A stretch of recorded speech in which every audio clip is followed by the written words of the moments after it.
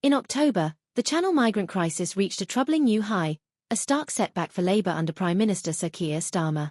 Favourable weather conditions contributed to a record-breaking 5,417 individuals attempting to cross in 99 small boats, signalling a blow to Labour's handling of border security and intensifying doubts over the effectiveness of their approach. Despite Labour's assurances of smashing the gangs and cracking down on smuggling networks, the reality paints a different picture. October's crossings not only marked the highest monthly total for the year, but also showed a significant increase from September, revealing that the crisis is worsening, not improving, under Labour's watch. With 30,661 migrants having been intercepted at sea by border force vessels this year alone, questions are mounting about Labour's capacity to curb the flow. The crisis also brings a humanitarian toll. Approximately 60 migrants are confirmed to have died while attempting the journey this year, including 12 fatalities in October alone.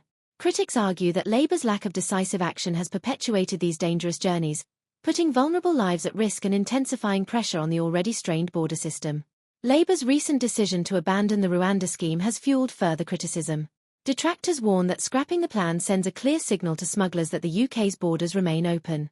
This move is seen by many as a costly mistake that weakens the deterrence factor needed to stem the flow of crossings, casting doubt on whether Labour's strategy can effectively address the crisis. Adding to the challenge are logistical issues across Europe, particularly in Germany, where smugglers are reportedly allowed to store dinghies and equipment before moving them to the French coast. Labour's inability to secure stricter international agreements only highlights the party's struggle to address the full scale of the issue. Efforts to tackle smugglers by targeting financial and logistical operations have also shown limited progress. Inspired by historic cases like that of Al Capone, Labour's approach has involved scrutinising smugglers' profits, but the scale of these networks, some of which are also involved in drug and gun trafficking, suggests the government remains a step behind. A Home Office insider noted that even if Labour ramps up intelligence operations, fundamental changes will be needed for meaningful impact. New Border Security Command leader Martin Hewitt has been tasked with leading Labour's efforts to disrupt the smuggling networks.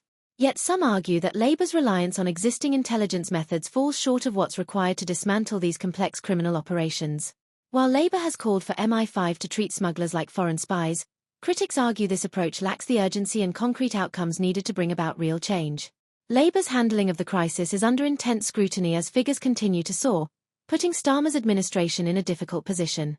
With public confidence waning, Labour faces mounting pressure to reassess its approach or risk further setbacks in addressing one of the UK's most pressing challenges.